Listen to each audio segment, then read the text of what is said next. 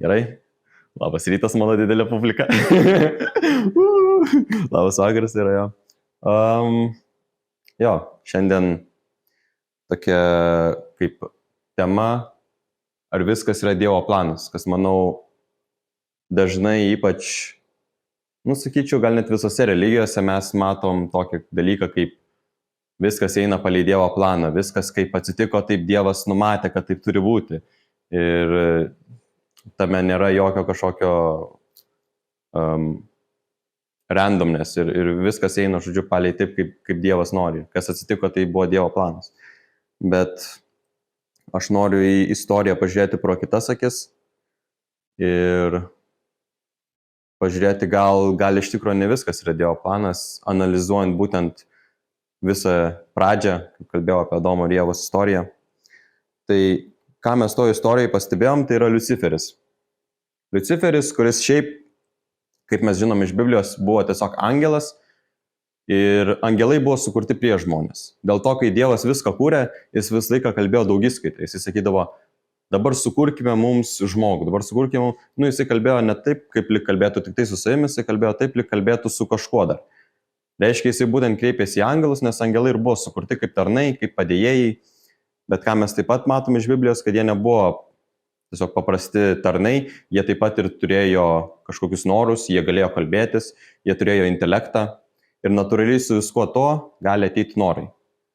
Ir gali turėti tas angelas kažkokius norus. Ir Liuciferis, jisai nebuvo paprastas angelas, jisai buvo angelas, kuris buvo kaip Dievo dešinioji ranka. Netgi mes matom, kad Dievas pasitikėjo Liuciferiu su žmonėm, leido jam tiesiog leisti laikas, jis leido jam auginti juos. Ir reiškia, prieš tai, kad žmonės buvo sukurti, Liuciferis turbūt jautė labai daug meilės iš Dievo, labai daug dėmesio iš Dievo, nes jisai buvo jam kaip dešinioji ranka. Bet po to, kai buvo žmonės sukurti, Liuciferis turbūt pastebėjo, kad staiga dėmesys pradėjo eiti daugiau į žmonės, nes žmonės vis dėlto buvo Dievo tas aukščiausias tikslas kūrinijos. Tam, kam jisai viską atidavė, kaip mes žinom iš Biblijos, tai 3 palaiminimai, jisai viską jiem atidavė. Ir ką mes galime iš to suvokti, kad toje pozicijoje Liuciferis, nors ir jisai gavo tiek pat meilės, kiek anksčiau gavo, bet kai jisai lygino save su žmonėmis, jisai matė, kad jie gauna kažko daugiau. Ir natūraliai pas jį atsirado pavydo jausmai, kažkaip troškimas to, ko jie nori. Ir čia yra iš tikrųjų natūralus dalykas, ir čia yra iš tikrųjų netgi geras dalykas, kai mes trokštam kažko daugiau, nes tik tai taip mes galime tobulėti, kai matom kažką geresnį ir norim pasiekti tą, ką jis pasiekė, ar gauti tą, ką jis gavo.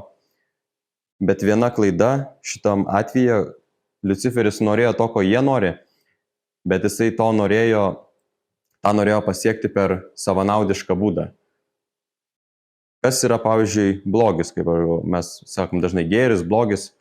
Aš į blogį žiūriu ne tai, kad kažkoks tam tikras, va šitas yra veiksmas blogas. Bet jeigu aš žiūriu į šaknis blogio, tai aš blogį suprantu kaip veiksmą, kuris yra absoliučiai savanaudiškas ir taip pat pakenkintis kitam žmogui. Ir Liuciferio tas noras gauti tą meilę, kurią Adomas ir Ieva, kuri buvo pažadėta Adomui ir Ievui su tuo obuoliu, kaip mes jau aiškinau praeitą pastatą, ką tas vaisius reiškia, tą meilę tarp vyro ir moters, jisai norėjo tą gauti, nes jisai matė, kad tenai yra ta Dievo kūrinijos visa kulminacija. Jisai žinojo Dievo valią ir jisai dėl to pasinaudojo to ir jisai bandė pavogti tą meilę ir jisai norėjo jos savo. Vietoj to, kad mylėti Adomą ir Ievą ir padėti jiem užaugti ir investuoti jos dar daugiau, sakykime, meilės, netgi nei Dievas investuoja, tada jisai būtų tokį gavęs milžinišką meilės grįžimą atgal, jeigu jisai žiūrėtų į tą, kad jisai nori daugiau ir vietoj to, kad tiesiog bandyti pavogti, jisai bandyti dar labiau juos mylėti, kad tapti artimesnius su jais, vietoj to jisai nusprendė, ne, aš tiesiog paimsiu tą meilę savo. Ir tas toks savanaudiškas judesys, savanaudiškas veiksmas buvo tas, kas tą arhangelui pakišo koją ir kas, galiausiai visai žmonijai pakišo koją. Tai tokį mes galim suprasti arhangelą ir galim suprasti, kad tai nebuvo tiesiog tas arhangelas sukurtas kažkoks blogas. Jisai turėjo natūralų norą turėti kažko daugiau ar lygino save su Adomu ir Ieva ir norėjo irgi kažko daugiau, kas yra natūralus jausmas, bet kaip jisai pasiekė, tą buvo klaidingas požiūris. Jisai norėjo savo, jisai nežiūrėjo, kaip jisai gali padaryti, kad mes visi būtume laimingi, jisai žiūrėjo, kaip aš galiu kuo greičiau save laimingą padaryti. Ir ten buvo klaida. Ir dabar aš prie to noriu grįžti. Ar tai buvo Dievo planas? Ir čia yra tokia viena netgi, sakyčiau, žiauriausių sakinių Biblijoje parašytų. Nes čia vienas iš tų sakinių, kur Dievas išreiškė savo skausmą. Ir kaip mes matom parašyta, viešpats apgailestavo, kad sukūrė žmonės žemėje. Ir jo širdis buvo labai susirūpinusi. Jisai tą pasakė po to, kai pamatė Adomo ir Ievos, kokie žmonės, kiek daug jie blogio turėjo savyje ir kokius žiaurius dalykus jie darė. Tai būtų nelogiška, jeigu čia Dievo buvo planas ir dabar, jeigu, sakykime, žinojo, kad visa tai bus ir dabar staiga jisai gailisi, kad taip yra. Čia būtų keista Dievui, kaip sakant, pirmą sukurti taip, o po to sakyti, kad čia jam gaila. Ir yra tame tokia dilema, nes jeigu mes bandom suprasti Dievą kaip kažkokį visažinį, kuris viską žino, tai mes tada galvom gerai. Tai jisai sukūrė viską. Jeigu jisai viską žino, reiškia prieš tai, kad jisai viską sukūrė, jisai žinojo, kaip viskas bus. Jisai žinojo, kad tas žmogus puls, jisai žinojo, kad tas žmogus susimaus, tai kodėl jisai tiesiog negalėjo kitaip visko sukurti. Ir tai padeda, jeigu mes galvojam taip apie Dievą, kad jisai sukūrė viską, žinodamas, kaip viskas bus, tai iš tikrųjų Dievas tada tampa pats žiauriausias, blogiausias įmanoma būtybė, kokią mes galime įsivaizduoti, nes reiškia jisai savo noru, žinodamas prieš tai, kad viskas sukūrė, kad viskas nueis blogai, jisai vis tiek tai padarė. Ir jisai vis tiek padarė tą žingsnį, žinodamas, kad kai kurie žmonės turės praleisti amžinybę pragare. Bet šitoj vietoj, aš manau, yra labai svarbu suprasti, kas yra laikas. Iš fizikos atžvilgio, iš šito fizinio pasaulio atžvilgio, kas yra laikas. Aš manau, mes klaidingai kartais suprantam, kad laikas yra lik linija. Va čia jo pabaiga, čia jo pradžia, mes kažkur čia. Bet laikas neegzistuoja taip, laikas nėra linija, laikas yra vienas taškas. Laikas egzistuoja tik tai šitam momente. O dabar, kur aš stoviu, čia yra laikas. Nėra jokios ateities, nėra praeities. Praeitis yra tik tai mūsų galvoje, mes prisimenam praeitį. Bet jinai kaip fizinis dalykas, jisai neegzistuoja. Taip pat ir ateitis. Ateitis nėra kažkokia fizinis materialus dalykas, kuris egzistuoja kažkur. Viskas, kas egzistuoja, yra šitas momentas. Nes laikas, mes materialų dalyką galime žiūrėti, arba nežinau, mano ranka, jinai turi pradžią, pabaigą, vidurį, ten dar kažką, bet laikas nėra toks. Laikas yra tik tai šitas dabartinis momentas, viskas, kas laiko egzistuoja, čia yra molekulių judėjimas. Dėl to sakyti, kad Dievas gali būti visažinis, bet tai nepaneigia, čia tas pats, kas sakyti, kad kaip Dievas gali būti visažinis, jeigu jisai nežino vienaragio. Aišku, jisai nežino vienaragių, nes jisai nesukūrė vienaragių ir vienaragiai neegzistuoja. Tai aišku, kad Dievas ateities nežino, jeigu ta ateitis neegzistuoja dar. Viskas, kas egzistuoja, yra dabartis. Dievas prisimena praeitį ir prisimena ją visom detalėm, bet praeitis kaip dalykas irgi neegzistuoja. Netgi jeigu mes dabar visas molekulės sujudinsim atgal į tą pačią vietą, kur jos buvo 5 sekundės atgal, mes nesukūrėm praeitį. Mes sukūrėm dabarties momentą praeityje. Mes vis tiek esam dabartyje, bet mes sukūrėm praeities scenarijų, praeities būdą, bet mes vis tiek likom dabarty. Dabartis niekur nedingo.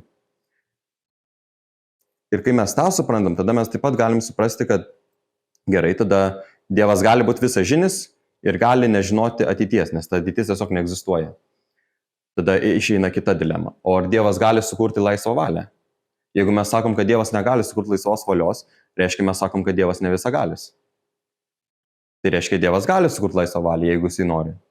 Ir Dievas galėjo sukurti laiką taip, kad jisai nežinotų, kad jisai egzistuotų tik tai dabartyje. Ir aš manau, tai visiškai sutinka su tuo, kad Dievas gali būti ir visagalis, ir visažinis, ir pastovus ir nežinoti tos ateities ir sukurti laisvą valią, kurios jisai pats negali nuspėti. Nes tik tai tada Dievo meilė gali būti kažkokia vertė arba žmogaus meilė gali sukurti vertę. Jeigu Dievas žinotų, kad viskas, kad jį žmogus mylės ir kad jis gaus tą, tai jam jokios laimės nei jam atneš, nei mum neatneš, jeigu mes tiesiog būtume robotai, kurie judėtų pagal kažkokią programą. Bet tas, kad Dievas mums davė laisvą valią, tas mums duoda galimybę turėti nuoširdžius santykius su Dievu. Ir šitą momentą mes galime suprasti, kokiam žiauriam skausme yra Dievas. Nes kai mes žiūrime į save ir mes dar nesame tėvai čionai, bet mes žinom tėvus ir galime įsivaizduoti turėjimą vaiko ir mes galime įsivaizduoti, kokį milžinišką skausmą mums sukels, jeigu mūsų vaikas mus paliks. Ir jeigu mes matysime savo vaiką žiauriam skausme ir mes negalėsim nieko apie tai padaryti. Dabar jūs galite manęs klausyti, o kodėl Dievas negali nieko padaryti? Nes jeigu Dievas kažką nuspręs padaryti, kitaip sakant, atims žmogaus laisvą valią ir sakys, aš turiu įsikišti, čia jam tas pats bus, kas pasakyti, viskas, blogis yra stipresnis už mane, aš turiu įsikišti, nes blogis yra stipresnis negu mano gėris. Ir ką tai padarytų, tai duotų pilną autoritetą blogiui. Ir aš nemanau, kad mes net norėtume įsivaizduoti pasaulio, kur blogis turi pilną autoritetą, nes labai greit viskas bus sunaikinta ir labai greitai visi tiesiog amžinybei bus pragare ir kartu Dievas senai bus pragare.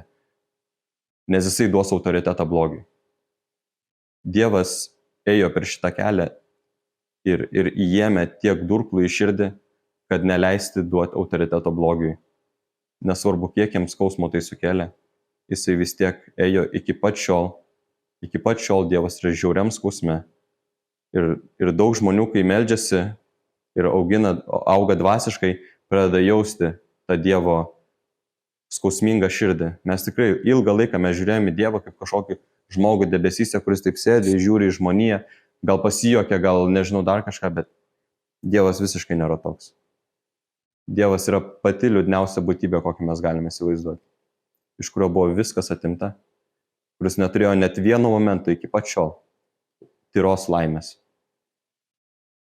Įsivaizduokit matyti visus savo vaikus tokioj pozicijoje, kurie negali susijungti su tavim, kurie negali būti šalia tavęs, kurie negali priimti viens kitą. Jo, nėra kažkokia, sakant, laiminga šita paskaita, bet tokia yra mūsų realybė. Ir tai yra vienas iš priežasčių, kodėl aš darau šitas paskaitas. Net ir jeigu čia žmonės neateitų, aš jas daryčiau, nes aš tiesiog negaliu leisti savo nieko nedaryti, kai aš žinau, pro ką Dievas eina, kai žinau, kokiam skausmė jisai yra. Tai vat, ir jo, ačiū, kad klausėtės, ačiū, kad atėjot, ir jo, tikiuosi, mes tikrai galėsim būti tie žmonės ir ta karta, kuri išlaisvins Dievą ir atneš jam laimę. Vat, ačiū, kad klausėtės ir iki kito susitikimo.